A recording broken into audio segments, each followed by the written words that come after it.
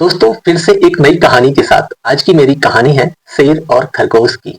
तो अगर आपको मेरा वीडियो पसंद आए तो प्लीज लाइक कीजिएगा और चैनल पर नए हैं तो प्लीज चैनल को सब्सक्राइब कीजिएगा। तो शुरू करते हैं दोस्तों, जो आज की हमारी कहानी है शेर और खरगोश की। दोस्तों एक जंगल में भारसुक नाम का बलशाली शेर रहता था। वो रोज शिकार पर निकलता और जंगल के जानवरों का शिकार कर अपनी भूख शांत करता था। एक साथ वो कई कई जानवरों को मार देता था। ऐसे में जंगल के जानवरों की संख्या दिन पर दिन कम होने लगी। दोस्तों डरे हुए जानवरों ने इस समस्या से निपटने के लिए एक सभा बुलाई।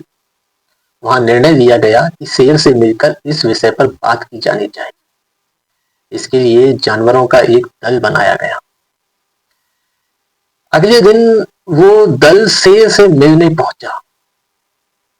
शेर ने जब इतने सारे जानवरों को अपनी गुफा की ओर आते देखा तो वो आश्चर्य में पड़ गया। वो गुफा से बाहर आया और गरज कर जानवरों के दल से वहां आने का कारण पूछा। दोस्तों जानवरों के दल का मुखिया डरते डरते बोला, वनराज, आप तो वन के राजा हैं, हम सभी आपकी प्रजा हैं।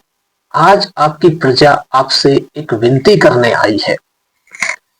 शेर ने पूछा, कैसी विनती? वनराज, आप रोज शिकार पर निकलते हैं और कई जानवरों को मार देते हैं। आप उन सभी मरे हुए जानवरों का भक्षण भी नहीं कर पाते। हम सबका विचार है कि आपकी भूख मिटाने यदि रोज एक जानवर आपके पास भेज दिया जाए तो आपको भी आराम रहेगा और हम भी भय मुक्त रहेंगे। दोस्तों शेर को बिना मेहनत शिकार प्राप्त हो रहा था, इसलिए उसने ये निवेदन स्वीकार कर लिया, किंतु साथ ही चेतावनी भी दी कि जिस दिन उसके पास जानवर नहीं पहुंचेगा उस दिन वह सबको मार डालेगा। उस दिन के बाद से प्रतिदिन एक जानवर का चुनाव कर उसे शेर के पास भेजा जाने लगा। दोस्तों अब शेर दिन भर गुफा में पड़ा आराम करता रहता था। परिणाम स्वरूप दोस्तों अन्य जानवर जंगल में सुकून से जीवन जीने लगे। एक दिन शेर का भोजन बनने के लिए एक खरगोश की बारी आई। खरगोश शेर की गुफा की ओर चल पड़ा, किंतु मृत्यु निकट होने के कारण वो अत्यंत भयभीत था। वो धीरे धीरे कदम बढ़ाता हुआ चल रहा था, साथ ही किसी तरह अपने प्राण बचाने का उपाय भी सोचता जा रहा था। दोस्तों चलते चलते रास्ते में एक कुआं पड़ा।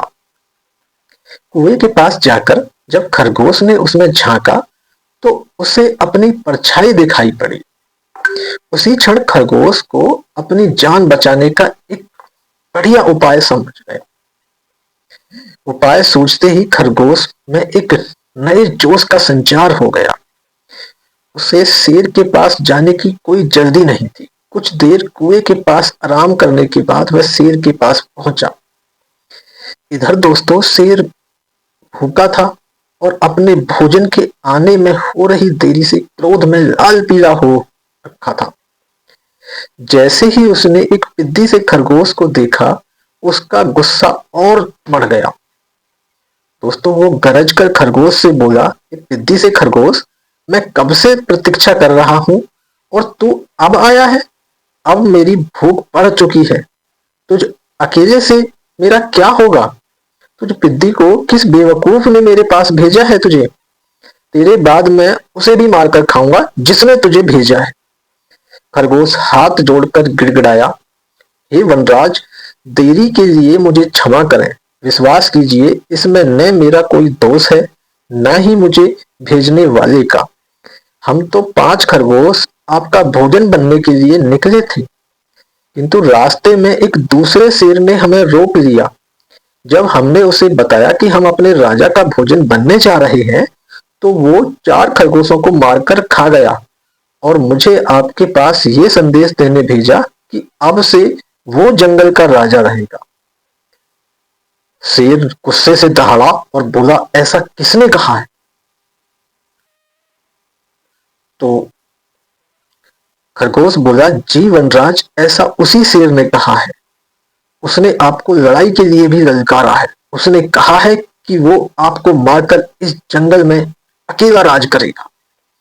ये सुनते ही शेर गरजता हुआ बोला, मुझे अभी इसी समय उसी के पास ले चलो।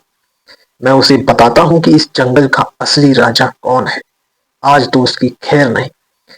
दोस्तों फिर क्या था, खरगोश तुरंत तैयार हो गया और शेर को लेकर उसी कुएं के पास पहुंच गया।